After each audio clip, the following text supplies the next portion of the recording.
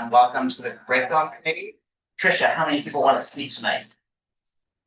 No one. Then let's hop right in. It's great to see everyone. Those of you who are here, welcome, I guess. We are going to start off. We called it to order.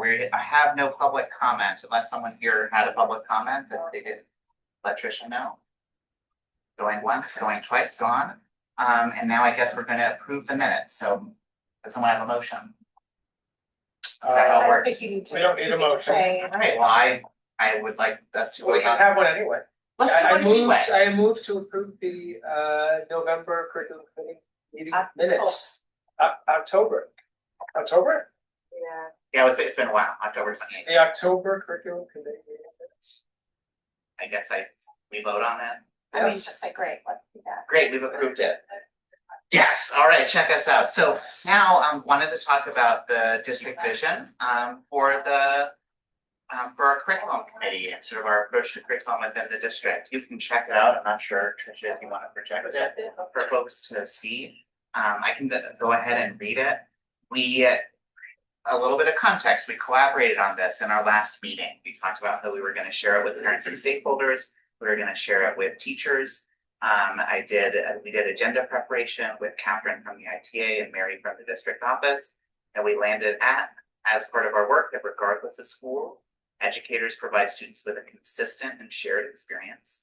That means that at the ICSD, students would be part of a safe and supportive environment that focuses on learning. And that educators will provide students with active engagement in common curriculum and instructional strategies. I would love just to hear. This is pretty much based off of the feedback that we received and the direction that already is happening based on some of the excellent work of Mary and the folks. So I'd just love to hear from Adam, Emily, anything about this resonates with you, anything that you are excited about, anything you want to tell the world. I have nothing to tell the world, but that I read it over and I agree with the statement. Anything from you, Emily? Oh, Emily's reading that.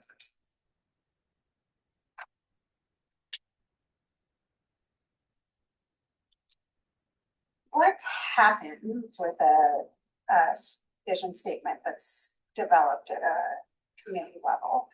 Well, I think my hope would be that when the board gets to build goals, that we as a curriculum committee would say, hey, this should be part of our board goals, because we know that students in the ICSD should have this, right? And that this then is the grounding for the work we do. So when in a moment, one of our folks is going to present a little bit about math, the approach for math curriculum, we're looking at it from this lens. Is what we're currently doing for math supportive of students having a consistent shared experience? Is it supportive? Are we doing what we should be doing so we get a safe and supportive environment that focuses on learning? And then to what degree are we building, or I'm sorry, not building, but implementing common curriculum and instructional strategy? So I think it starts off with the work in this committee. Hopefully will become more of the work of overall our understanding of the district and our statement of goals. Does that resonate? Yeah. The question about, I'm curious, especially since you've spoken with Mary and Catherine about the common curriculum piece and how that actually our current approach and our what they have agreed that we're kind of looking for. I think that's what we're going to talk about. Great. So at this point, if there's no other, anything else we want to talk about with 4.1 vision. So even though I don't think we have to, let's vote and say, do we adopt this as our curriculum committee vision? All in favor? All opposed? Erin is not present, but we are, I guess, unanimous. So now for math curriculum, we'd love to bring up Mary to talk to us about the approach. And everyone who's here, this is really exciting, so let's give them a round of applause. Thank you. You know at least one person in the audience, but I'm not going to call them out because that would be wrong. Good evening, everyone. I'm Mary Grover, your assistant superintendent of teaching and learning. I am Katarina Nichols. I am the math teacher leader K8. And we've got a presentation to finish up on the board here, but I will. There you go. Okay, perfect. Thank you. So we're gonna go through here. I've got a lot in here, so I will go through kind of quickly. To be honest.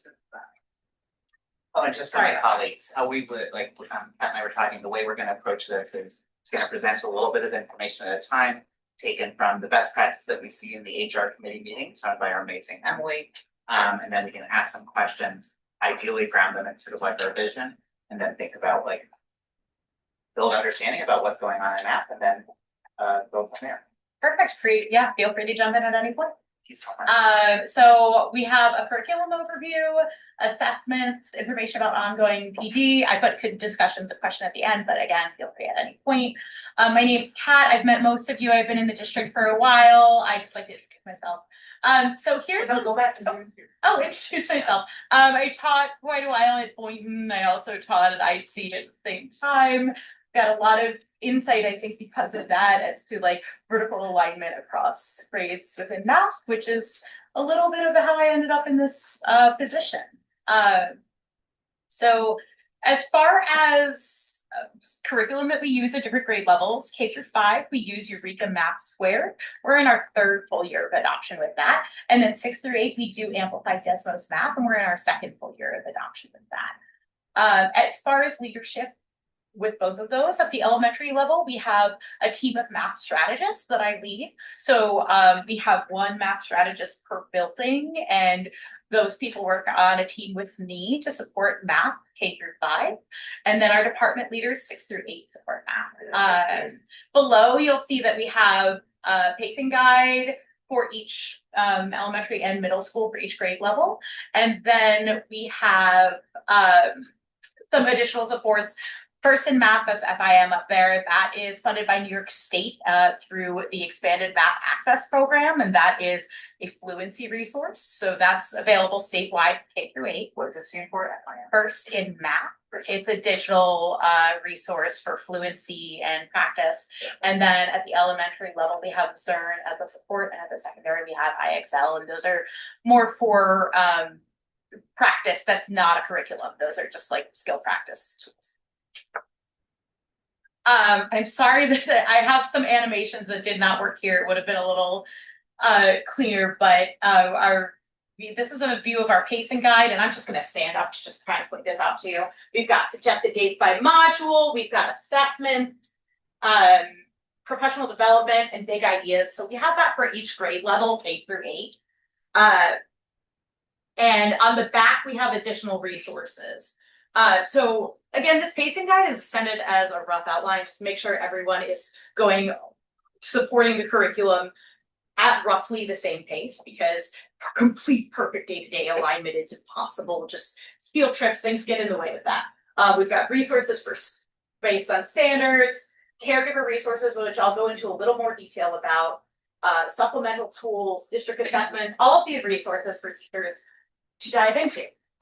So I'll talk a little about caregiver resources. We have some caregiver resources that are built into our curriculum. One of them is family math pages. So for each topic, so that's typically anything from 3 to 8 lessons at the elementary level, we have family math pages that can be sent home that explain to families what your child will be learning that week. And what I really like is, on the reverse of the family math pages, there are at-home activities, and all of those activities are just, they don't require any materials. I think it's a really equitable approach to providing activities for families to support the math content without requiring anything additional. Many of them are verbal, or they use the student's body. So that's one great resource that we have within the curriculum.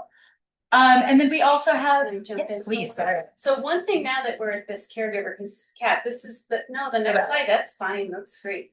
I just want to point out for people listening from home that this is up on Board Docs, and the blue are the live links that you would be able to click on and dive deeper into for those watching from home. It's a really phenomenal resource, and I appreciate your work putting it. And that's K through 8.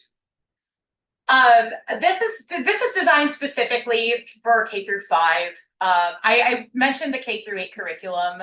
Our math department leaders are not here tonight, so I would default to them on a lot of the K through 8 resources, and most of what I'm talking about tonight is at the K through 5 level. Although I would say the math myths are taken from the numeracy briefs released by the state last fall.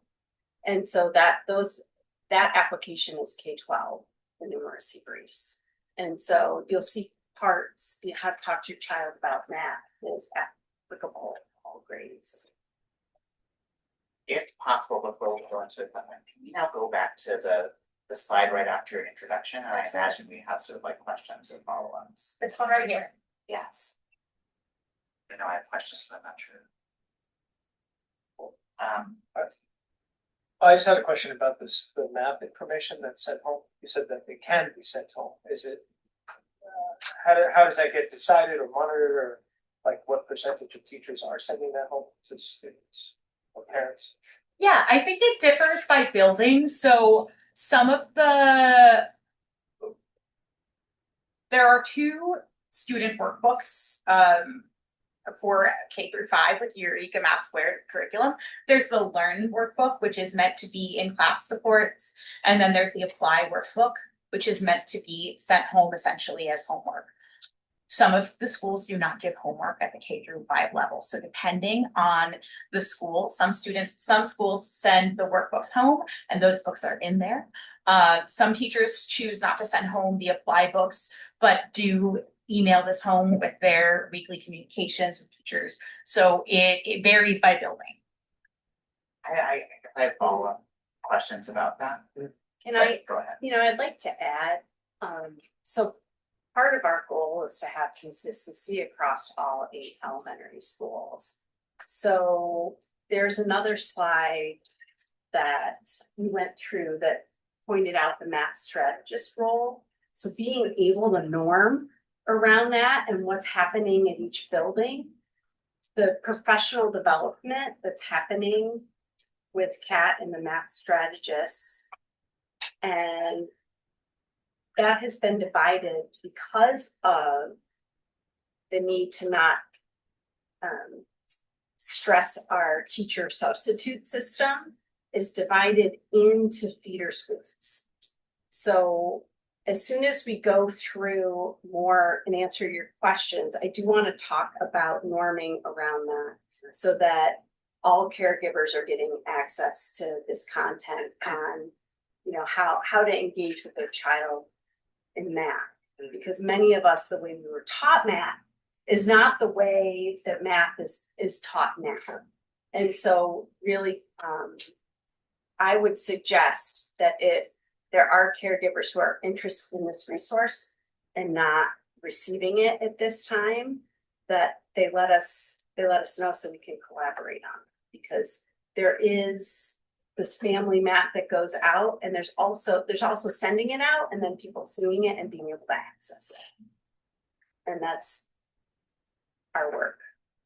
So for me, speaking not as a board member, but as a parent, I've never received for any of my students any information like this, nor have I ever received a weekly report of what's happened at middle, high school, or elementary.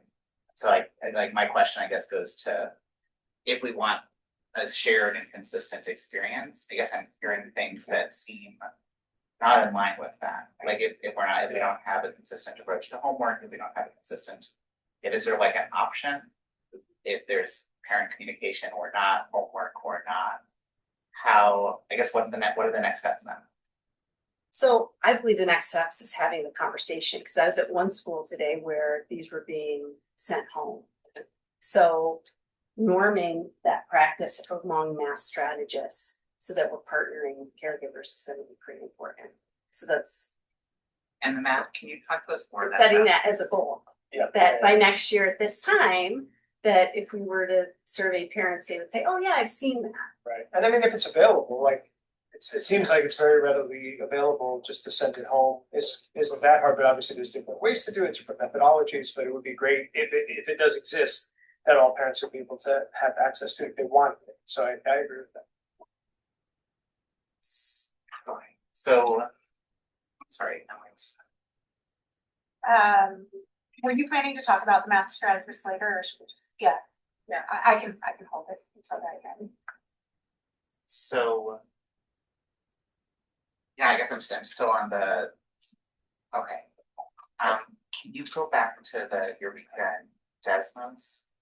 So I know we've talked about this in agenda setting, but I'd love to also just to surface it. If it were in the third year of Eureka and the second year of Desmos, essentially, how many years are we committed to those programs and when do we reevaluate?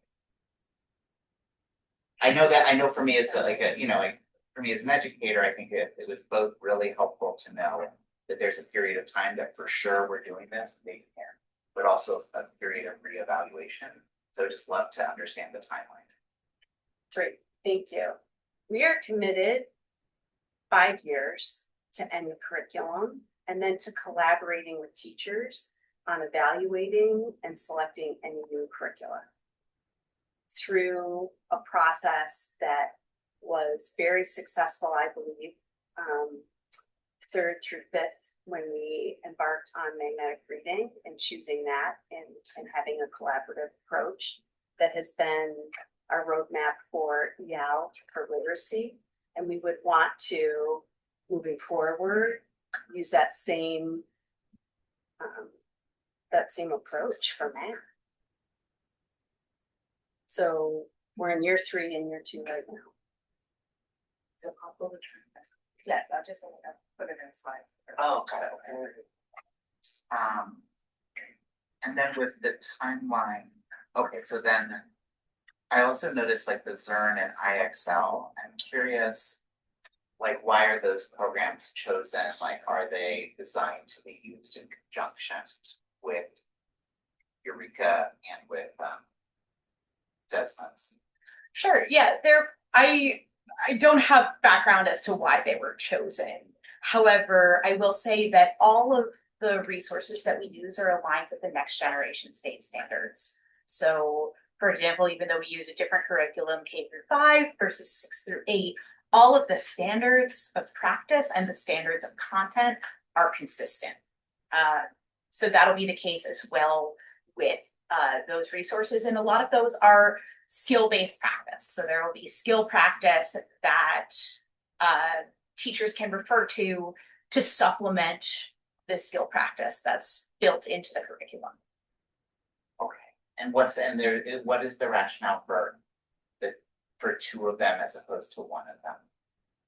Like for ZERN, I think it's a developmental choice. ZERN is geared towards younger students, and IXL is geared towards younger students. I'm sorry. That's it. Mary, I'm sorry. No, it's fine. So the pacing guide, I guess similar to like the caregiver question around sort of like how do we make sure it's a common experience? It sounds like the pacing guidance, if I'm understanding correctly, it's done so that it's not rigid day by day, but I do notice in the pacing guidance that like it does provide a timeline.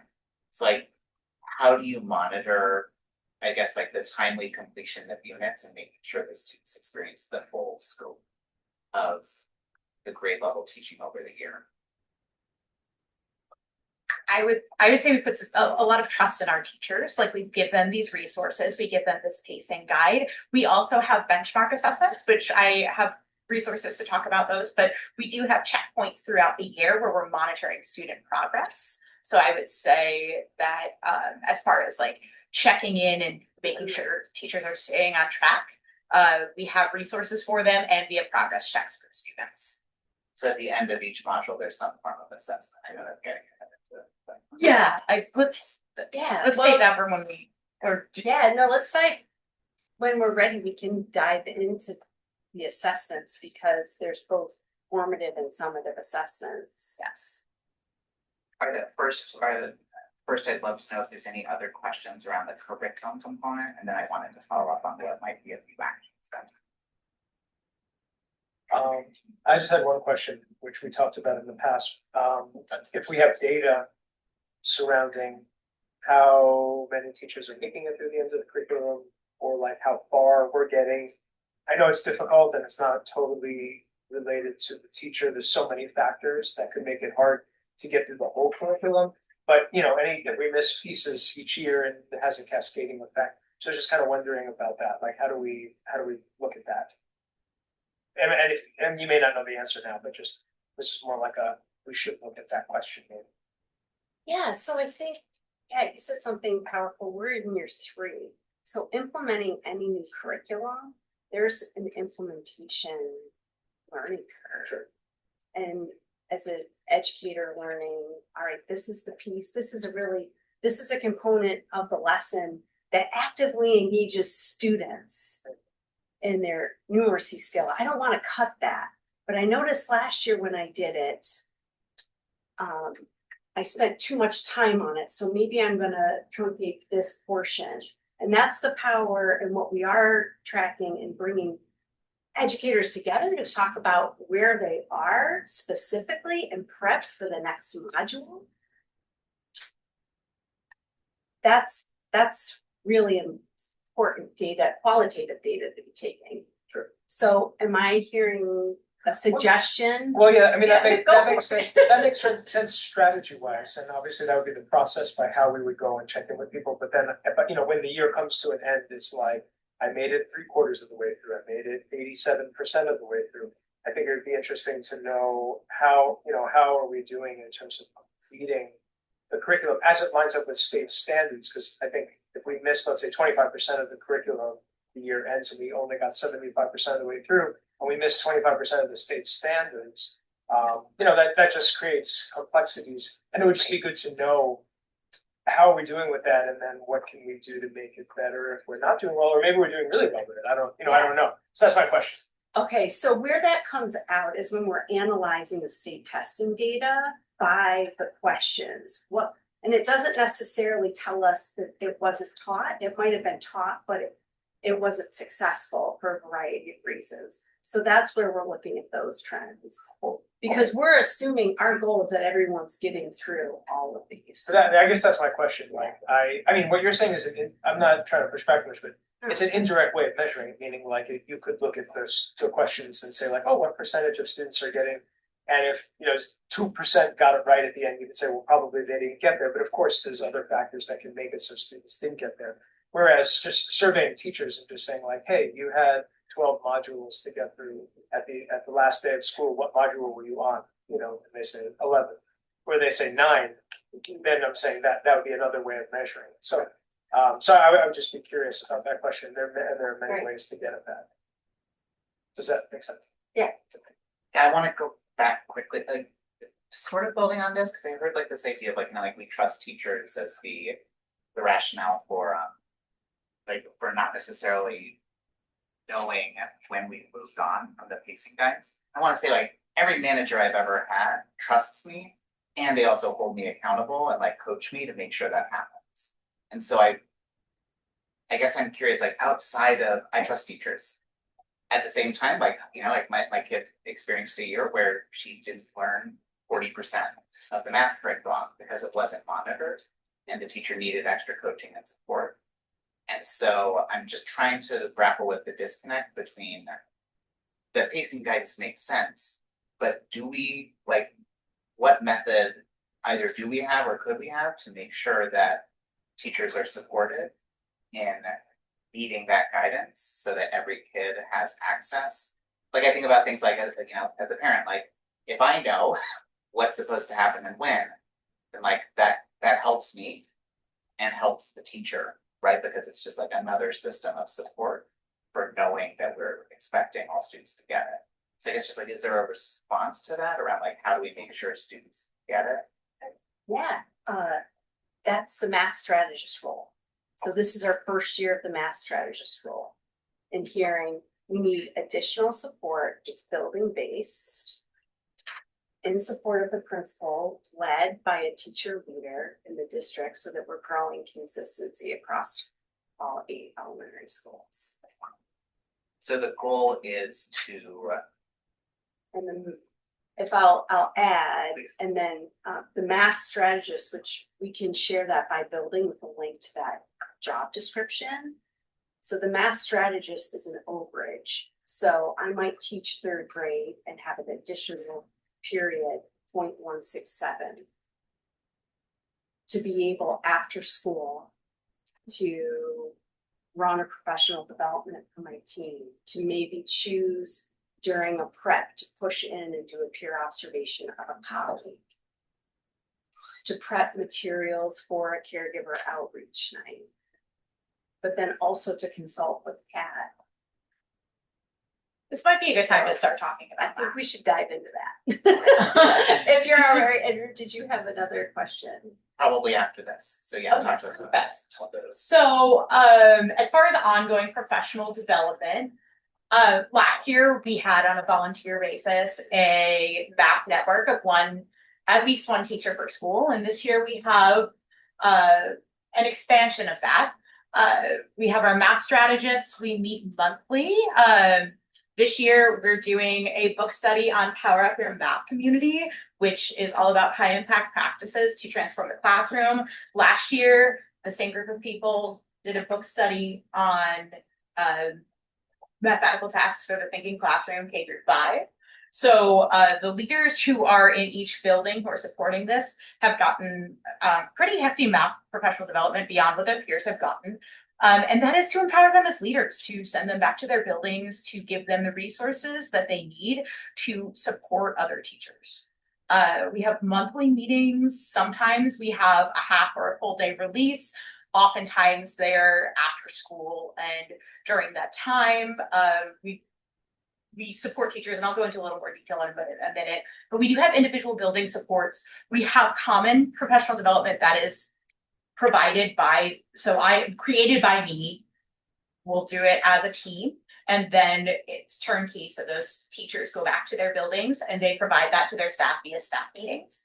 In addition to that, there are unique building goals by building because we need that common professional development, but every building is different and the needs of every building are different. So there's also some leeway for those individuals to support their buildings in the way that is most appropriate for that building.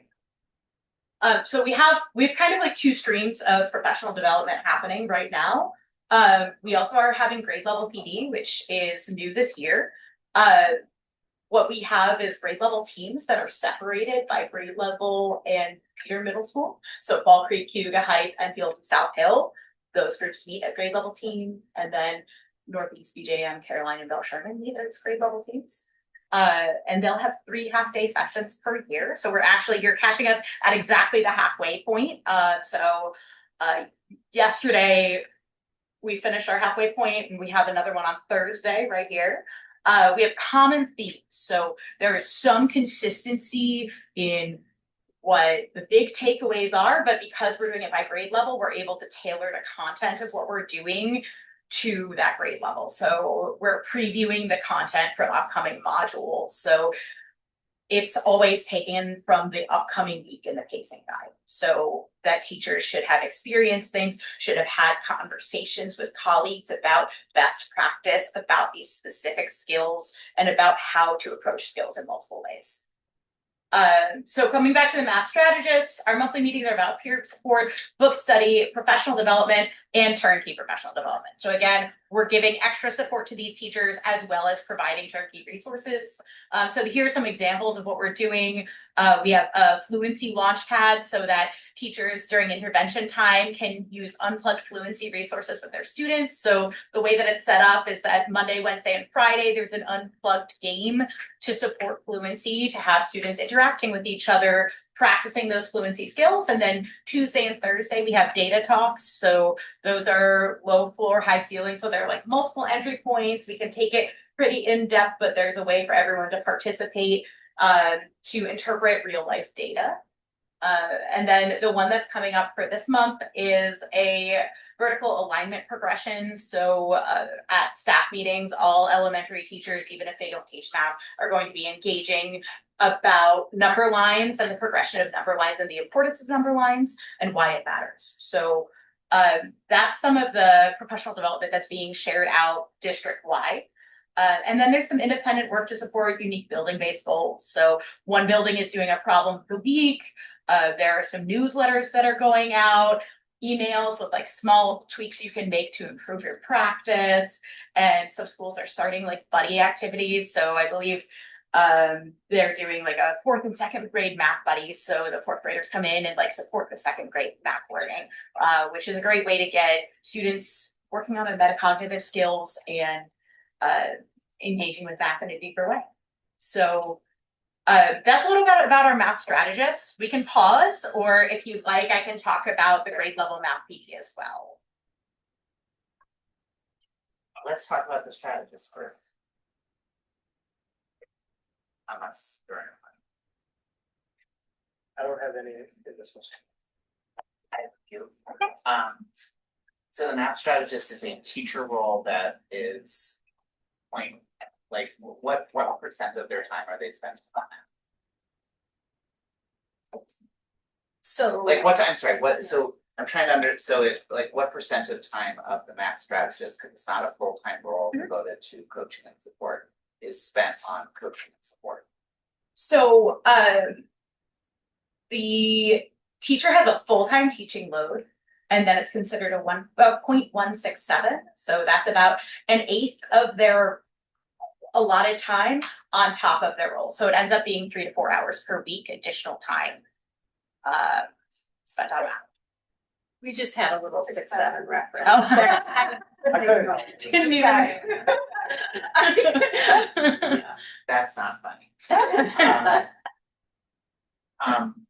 And if they have a full-time teaching load, you said like they would do things like observations in the classroom. How is that possible? Some are doing observations in the classroom. For example, our math strategist at Caroline recently took one of her contractual visitation days and went to every single class and sat in on math at every grade level. And then outside of school hours or outside of like her teaching load hours, was able to check in with individuals. So she's now seen everyone in the building teach math, and she's kind of supporting math as needed in that way. That's amazing. Is that happening at all the schools? It's different building by building, partially because of teaching obligations and the norms within buildings, but there are lots of other things happening. There are some people running office hours. There's I'll highlight Bell Sherman, which is the slide that you see in the top right corner. The math strategist at Bell Sherman is creating a weekly problem that features staff members, and it's announced via their video announcements, and classes have the opportunity to spend time solving it as a team, and then any class who enters and gets the correct answer is entered into a drawing, and they get a little prize. And it's been going really well. It's a really popular part of their community now. There's some really great strategies happening, and like this is exciting to see. Part of the right, like I think I'm noticing a theme in my question, so I just wanted to name it, which is one, I think that like so much of I think I'm mainly just thinking back to the vision and the idea of like a consistent and shared experience. And so I think that there's so many pieces that I'm like, yes, that should be every student's experience. And where I imagine without without a very clear systematic approach and the staffing to back it up, might not get to be a systematically true experience for students. So I'm just like really curious about that. And also now that the budget season is upon us as well, and this is just a noticing from my own professional background where I was a teacher and I was a principal and I was a district leader, is it does seem to me like Ithaca has given our instructional focus and the curriculum we've invested in a shockingly low number of instructional coaching staff and personnel and supports. So I'm curious if like as part of this work, we might be surfacing that. Because I'm thinking about like the pressure I would be feeling if like if I only have 1/8 of my time to try to lead initiatives around ensuring consistent parent communication, like launching units across multiple grade levels. Because every single thing here is amazing. And I wonder, like, do we have the systems and the staffing to ensure that it is consistent? I would just love your thoughts on that. So there's one tension that that not attention, I think it's something to celebrate in having a consistent structure and a mass strategist at every building, and you see some differentiation for the tools they're using to engage their colleagues. And this is something we are having conversations about, like we did with data strategists, and it led to, all right, we're going to have this system for what I need time worked really well at this school, so we're going to use that same system now across all 8. So we're in the first year, and there's some innovation happening, and people are piloting things. And I believe it's going to inspire us and inspire community to say, okay, that worked really well. We want to copy that. And that's where in year 2, we would see more consistency across all 8 buildings. And for instructional coaching, I've had the privilege of being here now for over a decade, and it has gone really quickly. And we've had different iterations of instructional coaching.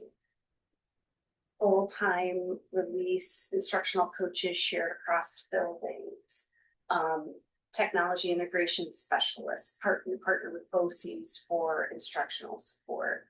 So I think that's an ongoing conversation with buildings where what's sustainable, what's needed, what do we need to add? How do we also engineer ourselves for success? Because there is a labor shortage. So pulling a teacher full-time, that is something for us to be realistic about. Because then you're funding that and you're filling that role. And it's not that isn't instructional coaching is research-based, it's impactful for students, and we want to sustain it. The time I've been here, we have tried it twice and we have not been able to sustain it.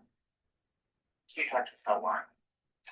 And I'm asking this from the lens of, I really would want to make love to sure. go on, like, I would love for us to create a shared timeline on that, because I think it's important when we're thinking about what we're going to engineer here in the future. And the shared timeline is we have experienced budget constraints that have caused us to make some really hard decisions. And in my time, from my perspective, as both the principal having an instructional coach that could not continue to know, that was at the heart of it when the foundation aid formula was rewritten by the state. And that was. You hear that, vocal? I'm sorry, I don't know why I said that. If Governor Hochul is watching tonight, You know she is. that would be something. wouldn't it? We're gonna lose all our state aid, aren't we? Because, You know, there's things we can predict, and there's things that we can't predict. And of course, we're always budgeting 3 to 5 years out, you know, and trying to make those predictions. So I think we have a real opportunity to get creative and engineer it for success in a sustainable way. And so, you know, what I would push us to think about is, with Kat's opinion and the current math strategists, do we need a K2 and a 3-5 math strategist, for example? So we shared one example of an educator using their release day. The other ways is if you had a certain period where your children were, say, at art, that you could push in to a colleague. The other thing I saw yesterday was, or last week rather, there was the Committee on Special Education, there was a full day sub, and there was some breakage in that schedule for special education meetings. So a teacher was utilizing that breakage to be able to go and observe a colleague doing the same module. So those are the kind of the creative things we want to ask educators for. Like, is that working for you? What other creative ideas do you have, so that we're getting their insights to meet the needs? Yeah. Okay, I'll say that I agree, but 3 to 4 hours doesn't feel like enough to support it. But I will also say that we went from 0 hours last year to 3 to 4 hours this year. And if we're able to fund more than that, like there's plenty of work to be done. And so, you know, continuing to support that feels like a great step. I know I personally, and I assume that the committee generally would just be very interested in thinking about, because it also seems like a lot, you all have accomplished a lot in terms of the implementation of curriculum with, I could argue like limited sort of like board pushes, like support or like whatever the term is for it, right? So like, I was wondering like with a concerted effort based around a common understanding, how we can accelerate the work that you're doing. Because you're doing as I hope you stated, like you're doing a lot with very, like you, the math strategist department, is doing a lot with like, based on the size of our district, I think like with fewer personnel than I would expect. And doing more than I've seen in some districts, but more could be accomplished. I assume with more people and systems. Yeah. Well, I think it just stuck out or struck me. I think for us to get feedback about that at some point, like it sounds like you have a lot of initiatives out there, things that you want to look at. And when you look at that and come up with some kind of analysis of that, and you get a sense of like, yeah, we actually do need more, or no, this is enough. I think that would be a very helpful thing, either, you know, on a committee level or on a board level, to know like, actually, you know, if there were 4 more positions that equal, you know, this many hours, we think that would best support the model that we're putting forward. And then when we're like doing budget planning and discussing those kinds of things, then we would be having that on our radar, as opposed to it just being like, you guys, not that you would do this, just sitting there sort of saying like, oh man, if only we had more support, or we learned that we need more support. I feel like I'd love to hear the analysis so that we can keep it in mind, so that we can maybe help support the need for more support. So just put that out. Thanks. So just let us know the amount of money and we will find it. Right. That's great. That sounds awesome. We'll shape the money tree and down it will come. Yeah, I mean, I think it just connects to, it's like, it's clear that you have, well, we should talk assessment, and we can like talk more. We can also ask all this has been math strategists, but there's a different approach at the middle school, correct? Because they don't have math strategists, they have a different role. But they have department leaders. Can you try like, maybe similar questions for the department leaders, like what are they doing, what percent of time, etc. Yeah, and I would want to have the department leaders here for that conversation. Because I think it's a great question, and we should add it to our action follow-up to hear from Kathleen Cole, Mary Ann Gibb. My old math teacher in 8th grade. Wow. Okay. And I just Okay, so I will add that as a follow-up. Yeah. Do you want to talk to us about assessments? Do you want, I have information about the grade level PD, or we can jump to assessments? Your call, Kat. I'll tell you what, there's grade level PD going on. It's ongoing. It is based on the New York State Numeracy Initiative. It was a series of 8 briefs that were released in March, broken down into a couple categories: key ideas and myths, high leverage content and practices, key evidence-based instructional practices, and leading for mathematical proficiency. So in the briefs, it's about leadership. They provide a rationale for why we need ongoing professional development and support for teachers. And so that's kind of the justification behind these grade level professional development sessions. And we're halfway through session 2 right now. So session 1 was all about understanding, using and modifying curriculum materials. Session 2 is about high leverage instructional practices. So we're coming down to those, 8 math standards of practice, and specifically focusing on number 3, which is all about math discourse and getting students talking to one another about math, and planning out responses to students as you approach lessons. And session 3 is going to be about high leverage mathematical content. And all of this is grounded in research on math and debunking myths about math. For example, session 2 is really based on this book, Activating Math Talk, and finding ways to get students talking about math, because when we're talking, we're making sense of what we're learning. So that's what's happening. Here are some snapshots of what's happening in those sessions. This is a 4th grade session talking about division using manipulatives to really connect division and place value and make sense of what division is before jumping to, say, the long division algorithm. This is an example of a low floor, high ceiling task. So it's a task with multiple entry points that can be addressed at a basic level or can be taken very deep. Talking about multiple representations and challenging teachers to find every possible way that they can to solve a problem. So we've done that. We've done some number talks and dot talks. This one happens to be a tree talk, which I don't think is a formal math term, but the idea is that it's now perfect. But the idea is that we were focusing on multiple representations for teachers and how students could represent problems.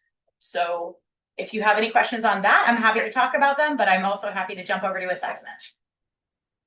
I know I should know this. Can you remind, so if department leads to middle school, is your role specifically elementary or the elementary? Okay, great, thanks. Should have done that. Like, elementary. Say again. So I just want to say and really give a deep appreciation for Kat, because everyone wants to work with Kat Nichols, and that is not realistic. So that is why this year the role is K5, not K8. And I also want to back up because I want to thank a significant number of teachers attended a counted out screening, and that documentary is about the importance of math and mathematical literacy as a gateway to preserving our democracy, which is a really important common goal and inspiration to have when we're looking at these briefs. It is similar to what Sold a Story did for literacy counted out, has done as a common experience for educators and caregivers in our district. I think we've shown the film 3 times with administrators, then in collaboration with PTA council, and then for educators and we'd like to show it again. We've gotten requests to show it again. So I think that's important context for you to have. I think we had north of 60 educators attend the screening over the summer. So attention being paid to the importance of math at critical thinking and critical preserving. So it makes, like, when Kat and I got to attend the literacy briefs, so numeracy briefs, it was like we were running out of ink in our pens because we had this inspiration from Counted Out that gave us a lens to look and listen and learn from the briefs. So Are there grants with if New York State is in the middle of a numeracy initiative? Are there grants or statewide supports that we're taking?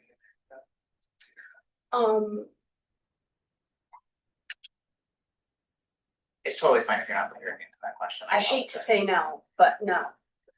There I see Kat aren't, curiously writing. there aren't, this is an example, same with the literacy briefs, right, Lynn? It's there are initiatives and they're unfunded. And looking at time, I know we should move to assessments.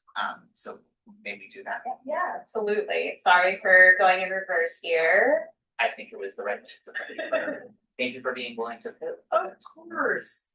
Of course. Okay, so we have multiple forms of assessment available. We've got classroom assessments, district-wide assessments. Those are common assessments, and then obviously state assessments. We're going to go backwards. Our state assessments are mandated. They're for grades 3 through 5. They're aligned to the New York State Next Generation Math Learning Standards, just like our curriculum. Then we have classroom assessments. These are from the Eureka Math Squared curriculum, and some teachers, I mean, there's constant assessment happening, like formative assessment as teachers are responding to their students, right? But The formal assessments that are built into the curriculum, there's a pre-assessment called Equip that teachers are able to give. There's assessment during learning.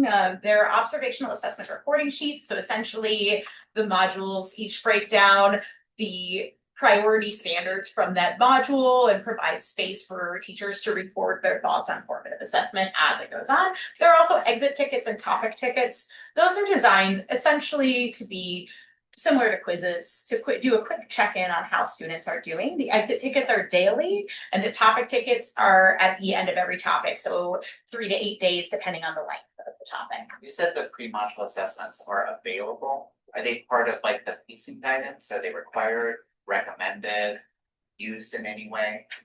You're not gonna like this answer, they're used inconsistently. So last year all teachers gave the first Equip assessment. There are some great resources in response to the Equip assessment. The response from our teachers was that the resources were helpful, but the assessment actually didn't tell them anything of surprising. So what we actually find more is that we have teachers who are using the Equip response resources. So there are mini lessons to reteach concepts that kids might have missed that are prerequisites for the current lesson. So I think we have more teachers using the resources that are correlated to the Equip assessments than actually giving the assessments themselves. But that's still a really helpful response, right? They're using their formative assessment skills to respond to students in the best way. So yeah. And then we also have the topic quizzes, which are the same as the topic tickets. I don't know why they're listed there twice. This was screenshotted from Eureka Mathware. And then performance assessments and module assessments. So the module assessments, that's your unit test. The performance assessment, I actually encourage teachers to give not as an assessment. As you can see, there's a lot of assessment available. This is not including the state assessments or our common district assessments. The performance assessments are really awesome, low floor, high ceiling activities. They are questions that get kids talking about math, integrating different components and different standards from different units. So I encourage teachers to use those, but use those as collaborative activities rather than assessments. But they're available with the assessment information from the program. Yeah. You might have just said this, and if I have missed it, I apologize. So these assessments are universally given, inconsistently given. So our expectation is that all teachers will give common assessments. There are 3 common assessments per year, and I'll talk about those on the next slide. And then we'll also give appropriate assessments from the curriculum.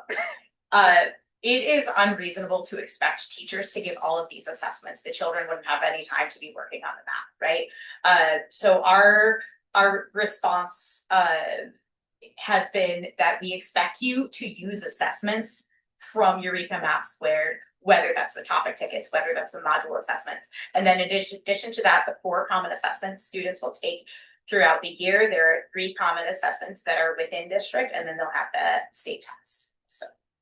So that makes sense, but just so I understand, that could mean like for a student, I know this is unlikely, but a student K through 5 could only have performance assessments in one environment, or outside of the district mandated assessments. In one, like the experience of one student could be if they have performance assessments throughout their elementary, and another could be they have module assessment, another could be they have topic quizzes, another could be they have a combination. I just want to be, I'm saying that not as a judgmental question, although it might sound that way, but more as a seek to understand question around the impact of the current approach. That could theoretically happen. More realistically, teachers are using the quizzes and the module assessments as the main form of in-class assessment. And in your mind, is that the ideal state? I personally think there's too much assessment built into this program.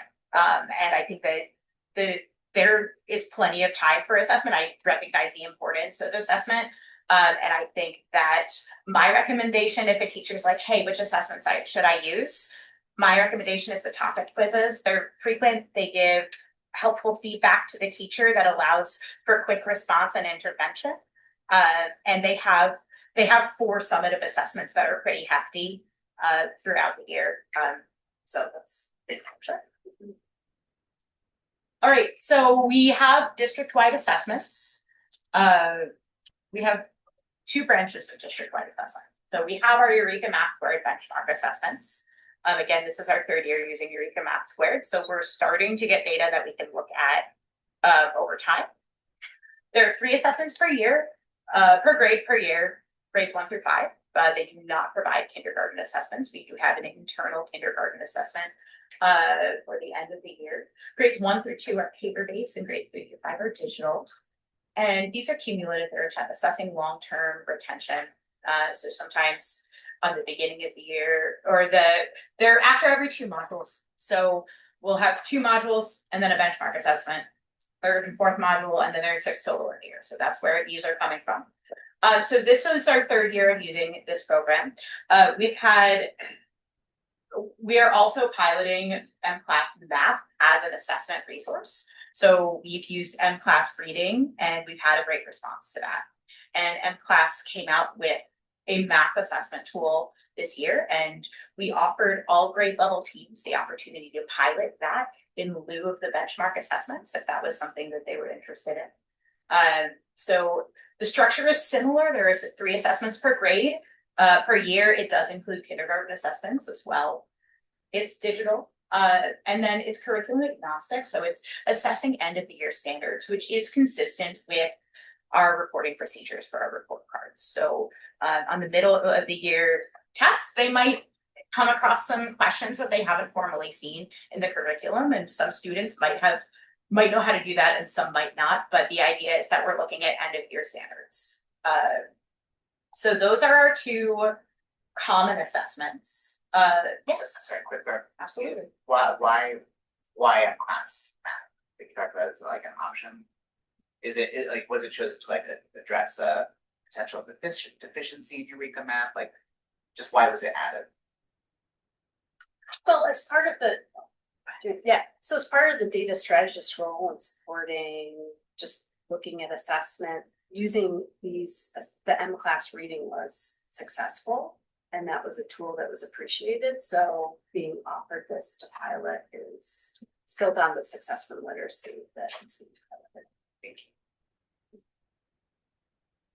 I will say also, teachers, I think, appreciate having the feedback of like a consistent response to give to families akin to what they have for M-Class Reading. I think that's a great perk of the system. So how our resources support MTSS? We have Eureka Math Squared supporting all students and grade level content in Tier 1. Through both Eureka Math Squared and M-Class Math, we have access to progress monitoring resources and turnkey intervention resources. And then again, through both Tier 3 intervention resources. And I'll say that the Eureka Math Squared intervention resources are paper-based, and M-Class has paper and digital. So we have lots of options for supporting our students at Tier 2 and Tier 3. And that's our information about assessments. I'm happy to answer any questions that you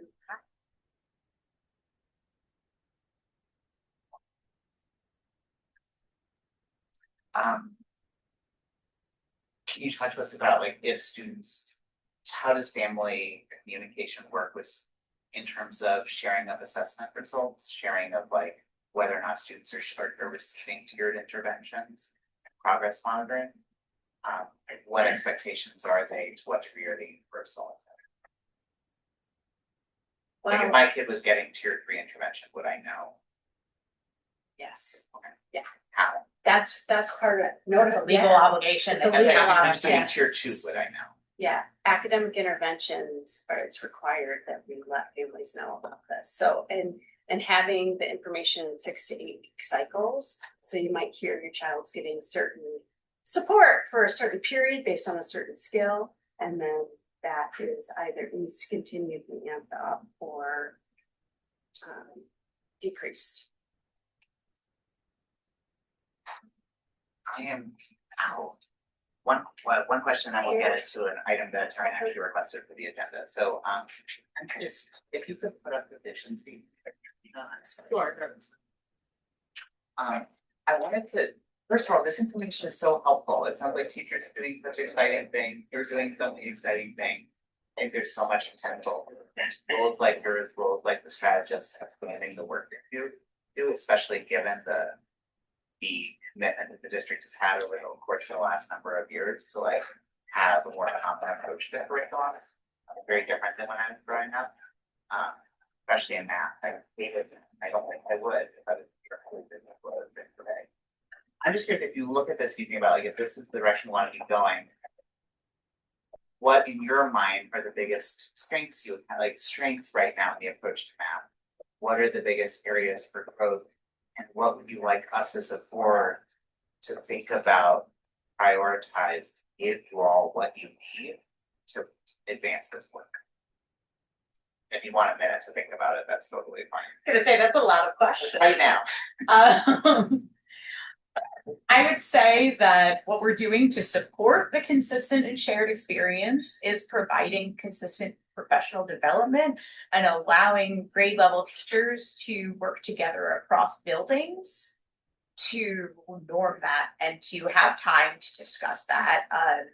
For me, I think the biggest resource that I would love more of is time, right? Like, because we're doing 3 half-day sessions, which when we say it out loud might not sound like a lot, but that's a big lift if you think about teachers leaving the classroom and substitutes and coverage. And so the more support we can find for giving teachers opportunities to plan together and collaborate,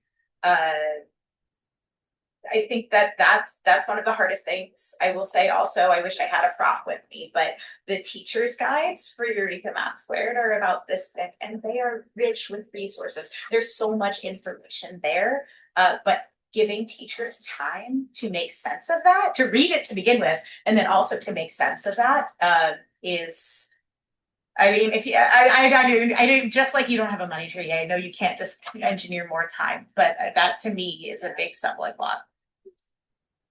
I would say the biggest strength in the current structure that I see is the math strategist role and the teacher leaders in that and their support. I've had the privilege of attending a few staff meetings where they're leading data talks and modeling active engagement and instructional strategies with the Eureka Math Squared. And so I'm really grateful for that. Time's always going to be our resource. So we have to ask ourselves, you know, what to stop doing to be able to continue to do more of something else. It is a finite resource. And then as far as supporting, asking educators what they need and when they tell us, listen.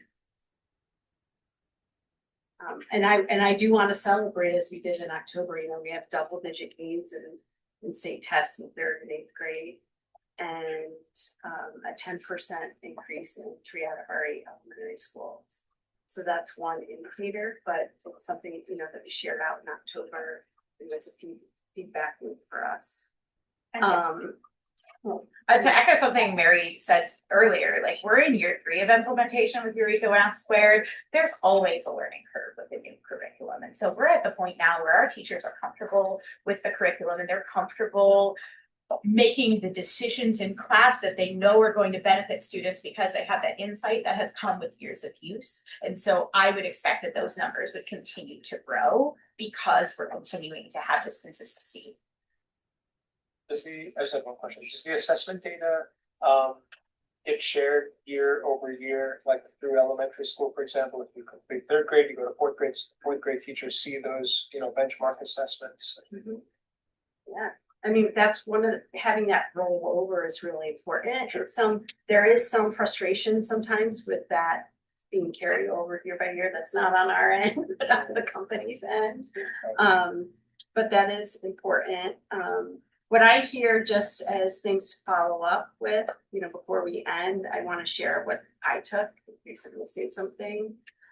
Consistency on caregiver outreach pages, getting input from teachers on where they are, when in the curriculum concretely, with the hope to support. And then an analysis of what we're currently doing and what additional support may be needed. The only follow-ups that I would add to that Because I do think there's questions around like staffing and budget. And middle school and high school math support for sort of like similar questions and information. Those are the, yeah. Got it. We have you. Can I break protocol and ask a question? I suppose. I started asking that question by showing the vision statement, which maybe I missed the meeting. I hadn't seen that vision statement. And I'm wondering how you're reconciling this idea of shared experience and individual strategies. If that's what the committee came up with, what was the intent of talking about shared experience? And then at the end of it, talking about individual strategies. For the sake of the next discussion item, we should talk about that a little later, because that was like, it's been a couple of committee meetings there talking about the vision. I just want to make sure we get to the next item and not derail the board meeting. Is that okay? Sure, we cannot answer the question. That's fine. I will not answer your question right now. Great. Project innovation. Mary, did you want to share a little bit? I know this only but we had budgeted for. Yes. And when, please feel free to chime in because Len has been leading this a great deal. So I didn't give Len any warning, but I would love to invite you. Okay, thank you. So Project Innovation is our inclusive summer programming that is K-8. It has grown from the first year under 100 students to over 400. Last year we had just under 400. 380 students in pre-K 8, served by 23 classes. A lot of kids.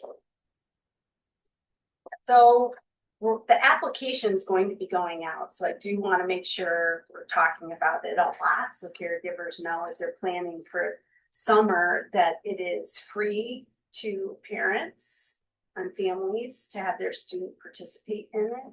There is not a requirement of a specific educational need. In fact, we're striving, and the reason we have grown it is so that we have a heterogeneous mixture of students who can benefit from active learning. And so part of our strategy has been to look at the summer camps that fill up the first and then approach those community organizations as partners for shared experiences for kids throughout the summer. So we partner with Circus Culture, we partner with the Children's Garden as part of that. The location is to be determined.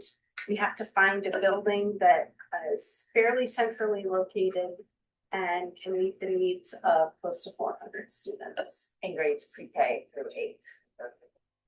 Very diverse age. So that is, we'll thank the BJM community for hosting it last year. Great. So our hope, do you want to talk about how we hope to leverage it through professional, some of our ideas? Yeah, absolutely. So we do, we think about how to leverage summer as one of the times when teachers have time available for professional learning, and how to leverage our project innovation classrooms for really embedded and hands-on professional development. So having classrooms where teachers have the opportunity to go and observe instructional practices being implemented with students so they can watch and then debrief with their colleagues, which is something really hard to do during the school year. Also looking at it as an opportunity to really try out very intentionally some intervention strategies, especially around math, where we don't have as many really structured interventions, to see how the impact on student learning and then grow those in our buildings throughout the year. So how can we be a curricular and a professional development lab space for it. So that's something we're going to be mapping out, and that as far as the cost of that. So as we're onboarding educators and welcoming them to our district, how could we have almost a 2-week orientation where they're part of Project Innovation? We also have used it as part of our Grow Your Own program. So hiring high school students as reading buddies who will then, in the hopes that they will go on to become teachers. And that's been really exciting to see. We have a few folks, students from our IHS alum who are enrolled in teacher school right now at this moment, thanks to that. So this is currently funded through the 21st Century grant monies from the federal government. This upcoming summer will be year 5. Should go so quick. So every 5 years, we in about March, they will, well, actually, the last 5-year cycle, they announced the grant in May. And there was about a 3-week window to apply. And they have, it's a very robust grant application. And you know, they are giving $425,000 a year for 5 years. So it's robust. And Lynn's done an awesome job reporting back so that we will be favorites if that one is released again. Hopefully, actually, I probably should have said that out loud. But if we will, it's something for us to think about, you know, as far as how to leverage it for support our professional development and teacher training. And then there's a role to talk about this again with the finance team. Yep. I appreciate the multi-pronged approach to helping students and also using a program that wouldn't necessarily be thought of as a way to sort of like help support trained teachers and do different things with curriculum innovation. It's neat how you've been able to pile on purposes for the program to just like make it better for everyone. So it's taking full advantage of the grant money for kids. Are there any other questions? I know we have to close out based on time, but if there are any. I think it's something blended for a longer discussion than the 2 minutes left for this meeting. Because I don't think that we as a board fully understand the value of project innovation, and I would like for that to change. All right, I feel I'm pretty up on it because my children have been involved and I've had conversations in the past. But I hope that in the future we can allot more time to really understand. And one of the things that came up in the meeting that Lynn and I were in, that I was there in both a parent capacity and a board member capacity, is just the idea of that handing of the baton of, you know, the end of the school year to summer and then to fall, because a lot of the students involved in project innovation need those extra supports. And so when we're talking about data and growth and student success and learning, this is a really important piece to that puzzle, and it's really valuable in more ways than just teachers. It's just supporting students who need more support, you know. And I really appreciate you surfacing that, because that helped us, our data from a smaller scale program helped us score very high on a rubric for assessing our grant application 5 years ago. And it was bridging that gap between the regression that can occur in the summer months. And so that's a really important point. Thank you for. Well, and one other thing that I don't think that people understand really, again, is that a lot of these programs are extended school year for students with IEPs, but the beauty of what we do here is including all students. And so it's an inclusive summer program that serves people that might not be able to afford what a lot of Ithacans can afford. It is something that I really fear what might happen if there isn't funding. And I really think we as a board need to raise this up and figure out what to do come March or whatever, and figure out a plan. So. Isn't it it's been funding will be raised to the finance. So we have funding for this cell center. So we would need to plan for this if we do not get the grant again for summer of 2027, which would be in two budget votes. Thank you so much. You know, we're So at, that's, important. you know, we're at time, we're 1 minute over, I apologize. Thanks everyone for your participation, thank you, and close.